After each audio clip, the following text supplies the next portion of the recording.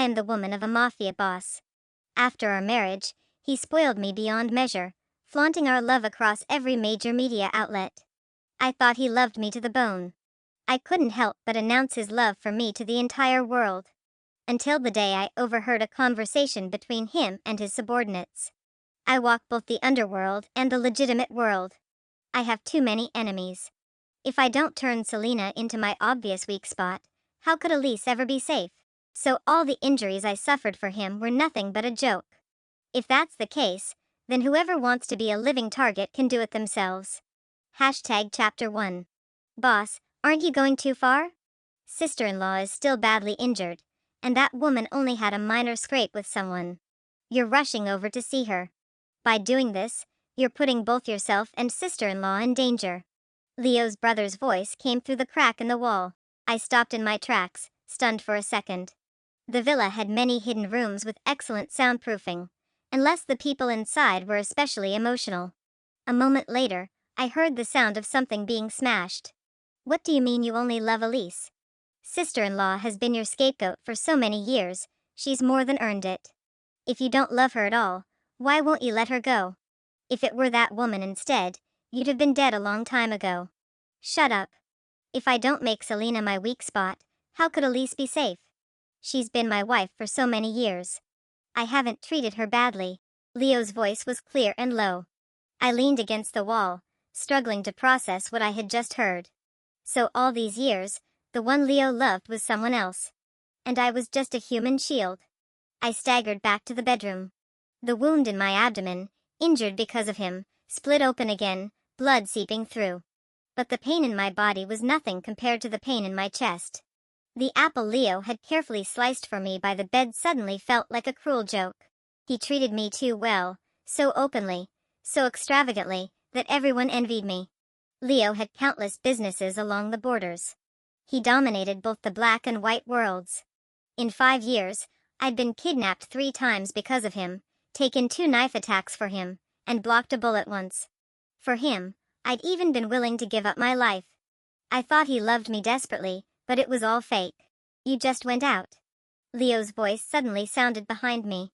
With tears streaming down my face, I looked into his smiling phoenix eyes. Countless times I'd secretly rejoiced at my luck, how I'd married such a handsome man. But now, in his eyes, I saw bone-deep coldness. Selena, are you afraid of me? Where did you just go? He was far too smart. I forced a weak smile. I just woke up and didn't see you. I got scared and went looking. I still haven't recovered. From an ordinary student to a boss's woman, it only took 1 night. After my first kidnapping, I was left with trauma. As long as I couldn't see Leo, I'd tremble with fear. He didn't suspect a thing, gently touching my lips. His long fingers brushed along my jaw, teasing my ear, then slid to my neck, trailing down my spine. I couldn't help but inhale sharply. That wandering hand finally stopped at my waist. The heat from his palm ignited every inch of my skin. Tomorrow, I'll be gone for a day. Be good and stay home. He kissed me lightly by the lips. Every word he spoke turned into warm breath, brushing against my ear. I shivered, clutching his clothes. Leo, the wound, the wound. His expression changed instantly. He stripped me clean in 2 swift movements. Seeing the bandages soaked through with blood, his handsome brows knit tightly. Selena, are you trying to make me worry myself to death? He personally changed my bandages. The anxiety in his eyes didn't seem fake at all. But in my mind, the words I'd overheard replayed again and again. He was leaving for a day. What was he planning to do during that day? Go see the woman he was protecting, with my life. Chapter 2. That night, Leo held me tightly and slept deeply. I, however, did not sleep at all. It wasn't until the next day, after he left and I confirmed he had boarded the plane, that I finally opened my eyes. From the bedroom to the study was only a short distance. In the small study at home, everything he kept was related to me.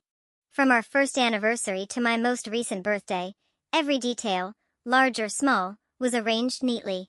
Anyone who saw it would sigh in admiration at how deeply he loved me. Only I knew that inside the hidden compartment of the drawer, there was a diary that did not belong to me. Leo once mentioned it to me when he was drunk. That day, he said many apologies. But at the time, my entire world was filled with him, and I didn't take it seriously. The next day, when he sobered up, he had forgotten he ever told me. I pulled open the hidden compartment and brushed the dust off the diary. The password was extremely intricate. It was obvious the owner treasured this diary deeply. I had never imagined that the cryptography I studied in university would be useful at a moment like this. The lock clicked open. On the first page, in Leo's strong, forceful handwriting, was written one name, Elise. The first 10 pages were all about how much he loved Elise. Between the lines, there was such caution, such burning intensity mixed with fear, emotions I had never seen from him. With me, he was always composed and effortless. I thought it was because he was mature, no longer possessing the fiery passion of youth. So it turned out it wasn't maturity, it was that he didn't love me. The final page was written in chaotic strokes. Elise has been targeted for assassination. She was right. People in our line of work should never have lovers in this lifetime. I must send her away. After that, the pages turned yellowed, becoming an inserted section. The handwriting grew sparser and sparser. That little girl is easy to fool. I thought of Elise today. The little girl thought I was talking about her. It's fine, let her misunderstand. That way, Elise will be safe. If she gets killed while being my wife, she probably wouldn't mind. I will be punished for this. I arranged a kidnapping, everything was within control. As expected, she was traumatized. In this lifetime, she will never be able to leave me. I will spend my whole life compensating her. I pressed my hands hard against my eyes, terrified that tears would fall. So the person he wanted to be with openly had never been me. Our meeting, our love, our marriage, our happiness, everything from the beginning until now had been my own Truman Show. I closed the diary, carefully put it back in its place, and only after leaving the study did I allow the tears to fall. I curled myself into a tight ball. My mind flashed back to the first time I was kidnapped. Back then, Leo and I were inseparable. I had just been discharged from the hospital and wanted to tell him the good news that I was pregnant. But the moment I got into that car, I lost consciousness. Those beasts dragged me across the ground. The extreme cold and brutal torture made it impossible for me to keep the child. When Leo rushed in and held me in his arms, my consciousness was already fading. That was also when I developed psychological trauma. I could no longer be away from Leo for long, and my body was completely ruined. Leo comforted me, saying it didn't matter if we didn't have a child. Now I understood, he never intended to have a child with me from the very beginning. And it was his own hands that had crushed every possibility I had. What I thought was salvation and deep devotion turned out to be a scheme he had directed and acted out himself. The pain in my chest made it impossible to breathe. I couldn't resist the somatic reaction and collapsed onto the bed, trembling uncontrollably. In this extreme pain, I instead gradually calmed down. Every detail of my 5 years with Leo replayed endlessly in my mind. These 5 years, I had faced death countless times. Every time, he spared no effort to save me, even risking his own life. His anxiety over me was real. He was just afraid that if I died, the danger would fall upon his white moonlight. Trembling, I picked up my phone and checked Leo's transaction records over the years. He had a company overseas, mainly dealing in jewelry. All the gifts he had given me over the years came from that company. Chapter 3. That company didn't make any profit from the public at all. Each year, its cash flow consisted of nothing but the 100 million Leo transferred on a fixed basis, plus additional funds allocated by the group. Yet its business scope was astonishingly broad, and every single product it produced appeared on the woman named Elise. I found Elise's account on Facebook. She was living comfortably in a seaside villa. In her latest post, she was holding hands with a man, fingers interlaced. The caption read, "My beloved you, so close, even at the ends of the earth." I zoomed in on the photo again and again. On the man's ring finger was a ruby couple's ring identical to Elise's. And on his wrist, there was a pale circle. Leo once told me he didn't like wearing rings, so at our wedding, everything was there, except rings. I actually believed him. I even wove a bracelet with my own hands and put it on his wrist. That day, he lowered his head and kissed the bracelet, saying it was his lucky charm, that he would never take it off. But the moment he went to see Elise, he took the bracelet off.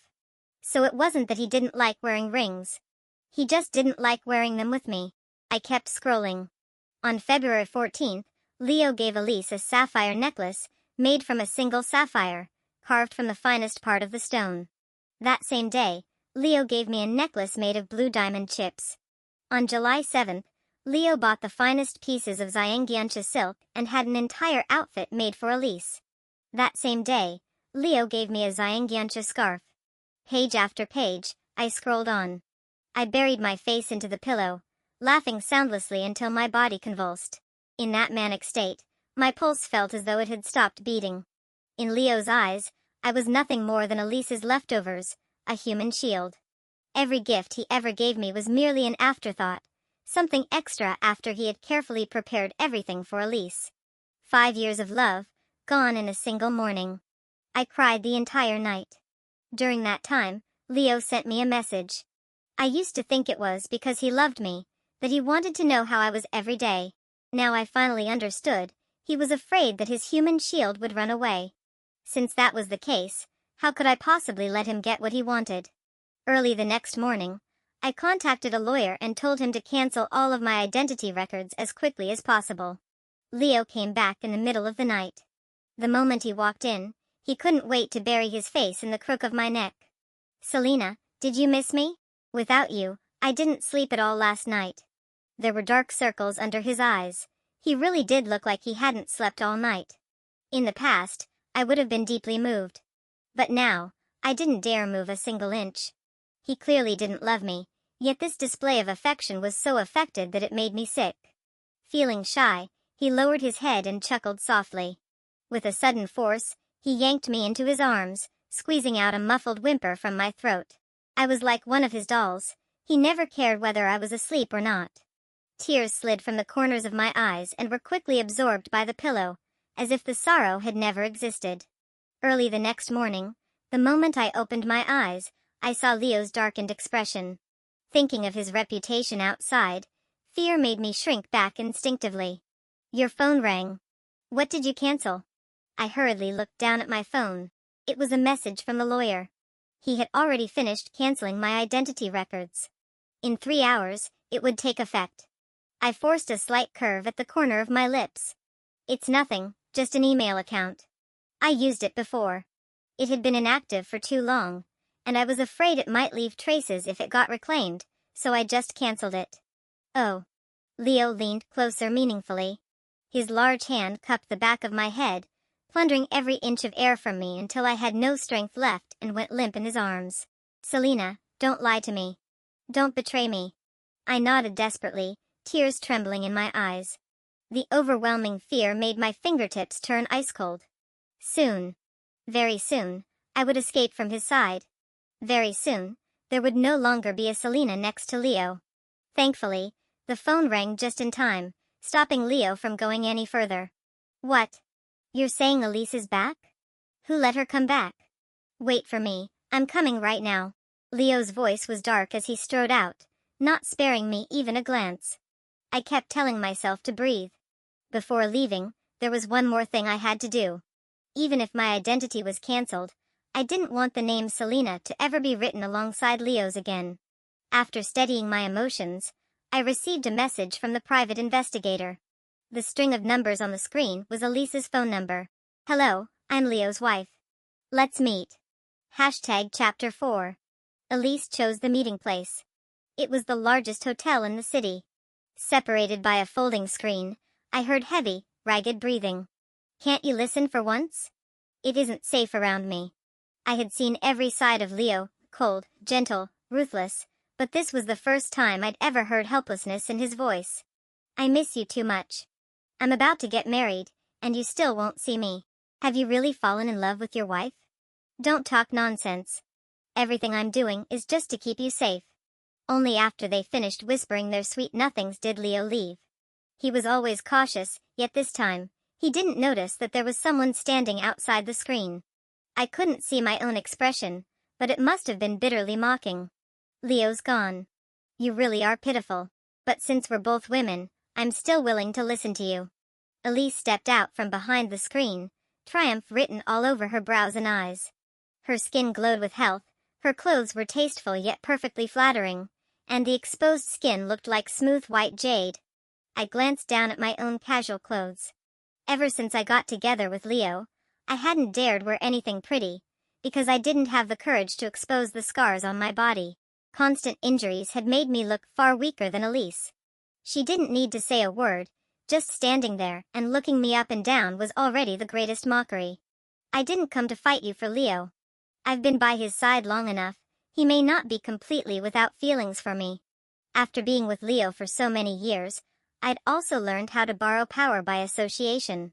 You agreed to see me today because you want me to back off, right? I know I can't compare to you. I just want his handwritten signature as a keepsake. When I walked out of the hotel, my steps felt much lighter.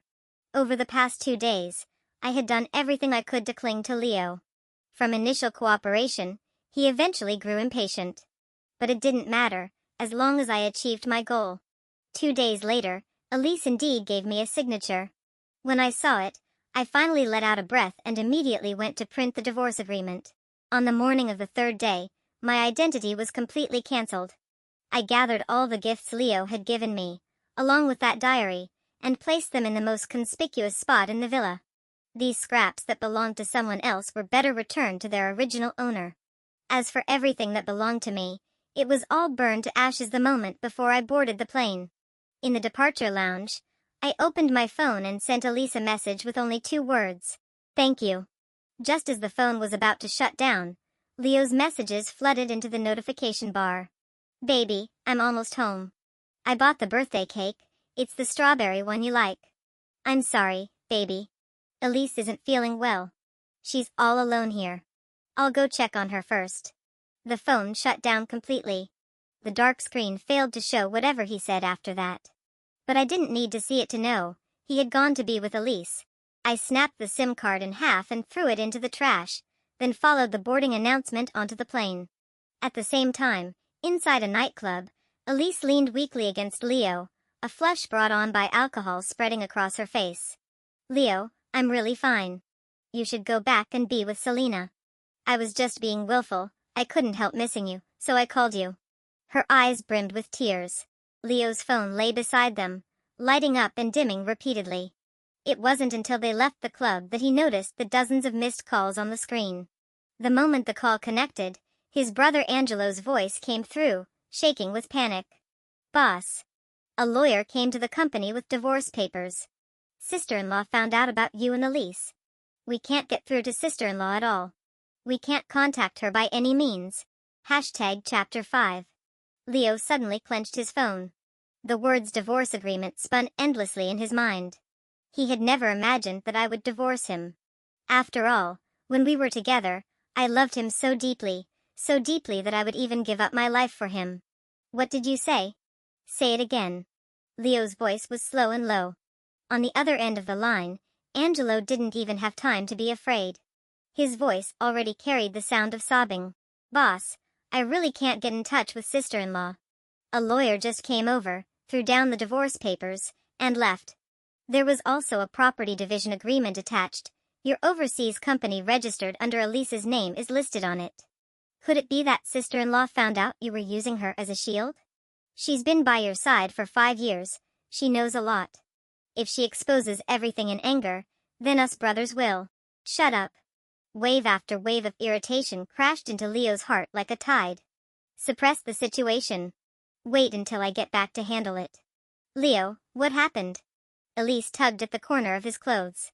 Leo forced the irritation down and tapped a few times on his phone. Selena is missing. I'll have someone take you to a hotel. A flicker of delight flashed through Elise's eyes as she softly collapsed against Leo. She's just a target anyway. Leo, I feel so awful. Let them look for her, stay with me, okay? Don't be willful. Leo's face turned cold as he let his men pull Elise out of the passenger seat. His attitude left Elise unable to believe it. Before, as long as she acted spoiled, Leo would always compromise without conditions. He had abandoned me more than once when I was gravely injured and on the brink of death, rushing overseas to accompany her. This time, I was merely missing, yet he was completely ignoring her. You married her just to protect me, didn't you? Leo, How can you ignore how uncomfortable I am because of her? Elise's voice faded into the distance. Leo slammed his fist hard against the steering wheel. He floored the accelerator. Amid the howling wind, he kept reminding himself, I was just a target. A substitute meant to suffer.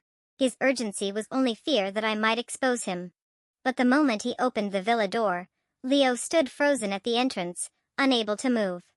Everything related to me in the house had been cleaned away completely. Only by the front door, neatly arranged, were all the gifts he had given me, along with the unlocked diary. He picked up the diary. It felt as though even his breathing had stopped. Boss. Angelo appeared behind him, holding the documents the lawyer had delivered. Page by page, Leo flipped through them. From the divorce agreement to proof of his affair. To every gift he had given Elise. And finally, the proof that I was leaving with nothing. Every page mocked this marriage. Compared to the gifts he had given Elise, the ones lying beside him now, those he had once given me, had become the very definition of perfunctory. He ran his fingers through his hair again and again, his emotions so tangled that even he couldn't describe them. Scenes from the past surfaced one by one in his mind. Leo buried his head painfully in his hands. Usually so restrained, he couldn't even control his breathing now. Seeing him like this, Angelo couldn't help but speak. Boss, I told you long ago, treating sister-in-law like this, you'd regret it sooner or later. She's such a good woman. We all know you've liked her for a long time. You're the only one who refuses to admit it. If you had confessed and apologized to sister-in-law earlier, she definitely would have forgiven you. You. Angelo was frightened into silence by the look Leo suddenly shot at him. How did your sister-in-law know the password? Leo's voice was hoarse as he lifted the diary and shook it in front of Angelo. He was starting to wonder, if I hadn't seen this diary, would I have stayed? And even more, whether someone had been manipulating things behind the scenes. Until Angelo mentioned my advanced studies in cryptography at university, and that Leo himself had felt bothered enough to accompany me to collect my diploma.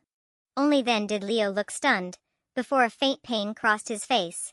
When it came to my life, he had never bothered to remember.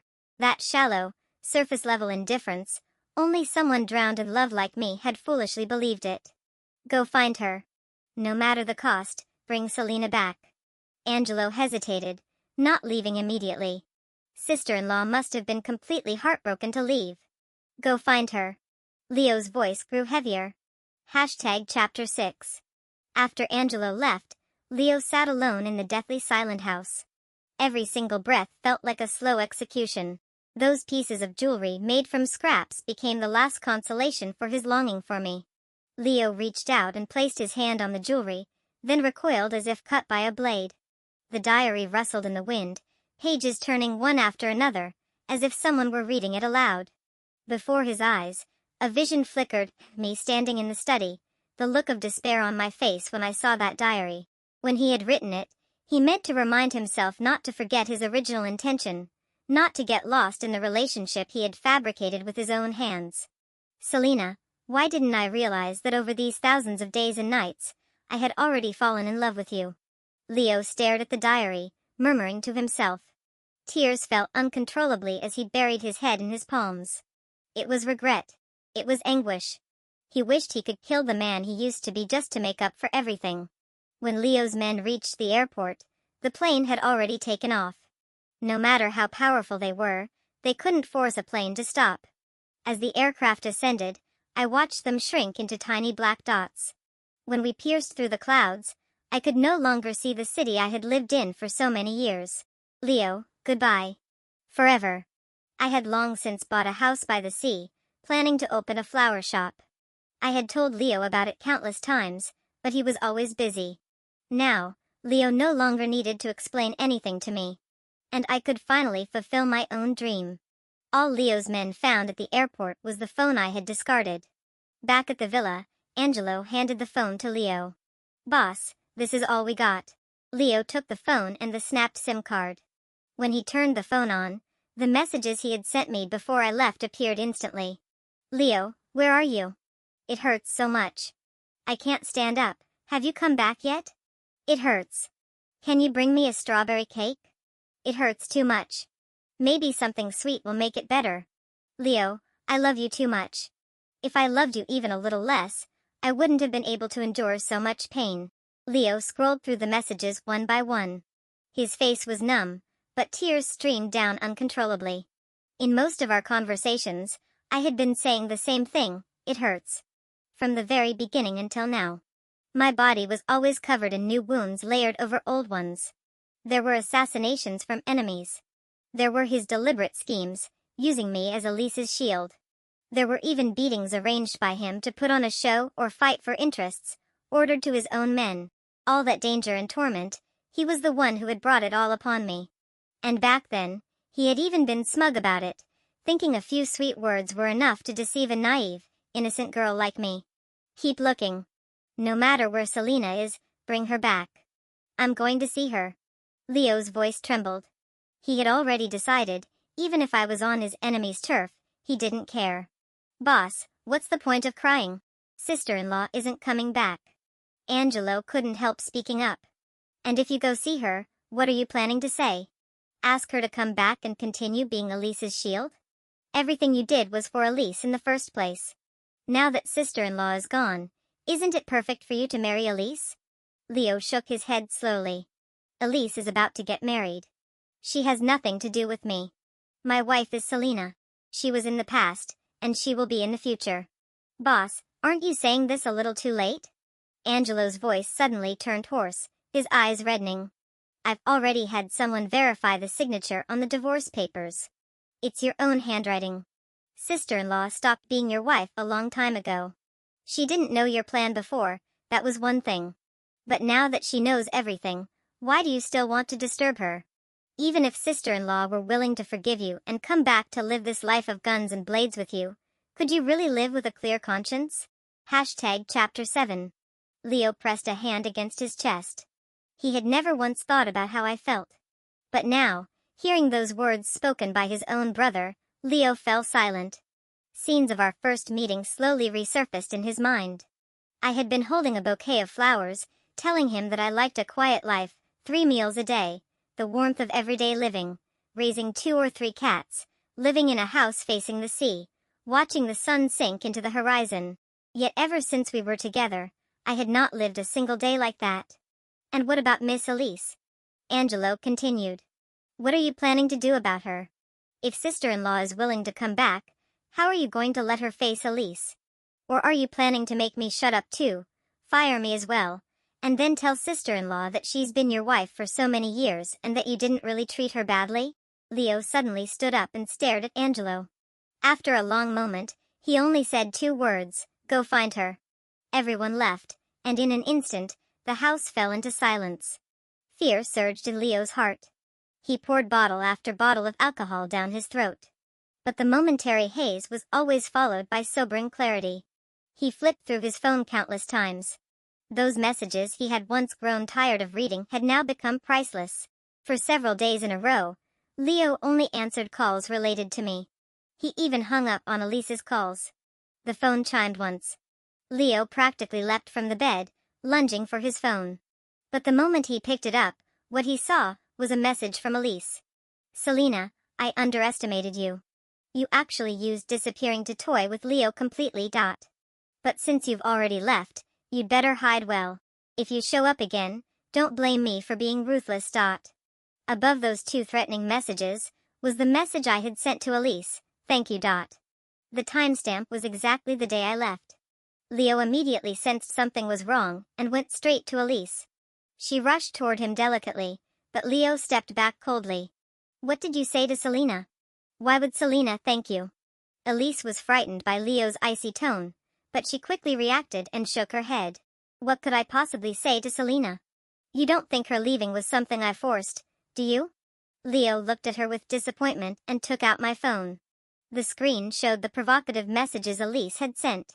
At the same time, Elise's phone was seized by Leo's men. On it, Leo saw everything, her arranging to meet me at the hotel. Her tricking him into giving his signature. Her warning me to disappear forever. Every missing piece now had its answer. When Leo looked at her again, there was killing intent in his eyes for the first time. Leo, didn't you marry her to protect me? Elise cried. The one you should love is me, not a substitute, not a target. Terrified, Elise stumbled backwards step by step. She tried to stir Leo's feelings. Leo suddenly stepped forward, gripping the back of Elise's head. Their breaths mingled, but there was only fear, not a trace of intimacy. "You're right," Leo said hoarsely. "From now on, I'll love you properly." After saying that, ignoring Elise's desperate cries, he turned and strode away. The whole world knew that the person Leo loved was Elise, and that I was nothing but an innocent target. That very day, Elise was dumped by her fiancé's family. Those who had once targeted Leo all shifted their attention to Elise. Everything I had once endured was replayed on her, one scene at a time. Chapter 8. Half a month later, when I heard the news of Elise's death, I was watching little ducklings wobble as they learned to walk. The news was brought by one of my regular customers. She admired the flowers in the shop, sighing over the unpredictability of life. I echoed her sentiments with a few polite words. The names Elise and Leo already felt as distant as another lifetime. "Selena," a voice sounded. I turned around, and my expression instantly turned cold. Leo rushed over quickly. The moment I shut the shop door, he thrust his hand inside. In an instant, his fingers turned blue and purple. He clenched his teeth, no matter how much it hurt, even as sweat poured down, he refused to pull back. "Let me say a few words to you, please." Leo's voice was almost pleading. The surrounding customers all looked over. I had no choice but to open the door and let him in. After settling the customers, I poured him a cup of coffee and placed it in front of him. Only then did I have the chance to look at him carefully. In just one short month, it was as if 10 years had passed over him. His hair was streaked with gray, dark circles weighed heavily under his eyes. It was obvious he hadn't been living well. But I didn't understand. He loved Elise so much. I had already stepped aside. Why, then, was he still living so badly? "Selena, do you really not love me anymore?" Tears filled his eyes as he began with that single sentence. I stared at him in silence. I didn't even know how to answer. Perhaps, from the very beginning, I hadn't loved him at all. What I loved was the Leo he had constructed, the Leo who loved Selena deeply. And the reason I had stayed by his side, doing all those things for him, was also for that Leo who loved me. Seeing me remain silent, Leo looked deeply shaken. "Selena, if from now on, I never let you get hurt again, if I truly love you now, would you be willing to come back with me?" He looked at me with anticipation. Instinctively, I leaned back against the chair, putting distance between us. "Are you planning to find another innocent girl to replace me? And in the end, let her die miserably like I did before, like Elise did now?" Leo's pupils trembled. He stared at me in disbelief, as if my words had dealt him a devastating blow. "In your eyes, am I really that kind of person?" I said nothing. What else could I say? What kind of person did he think he was?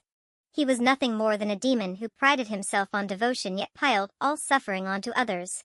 When he loved to the bone, sparing nothing. When he didn't, he showed no mercy at all. Leo suddenly avoided my gaze. We sat there quietly, until the sun sank into the horizon. When the last trace of crimson faded completely, Leo let out a long sigh. "Selena, at least I've accompanied you once to watch the sunset." I looked at him in surprise. I hadn't expected him to remember that old wish of mine, that I wanted him to watch the sunset with me once. Back then, Leo was willing to give me anything, except his time. Now, this companionship had finally arrived. But I no longer wished to feel it. I only felt a dull ache in my waist. Leo avoided my eyes again. When he reached the door of the shop, he suddenly turned back to look at me. "Selena, I'm willing to give up everything, my identity, my wealth, everything. I just want to disappear, to accompany you to the ends of the earth, watch the sun rise and set, grow flowers, raise chickens, cook 3 meals a day.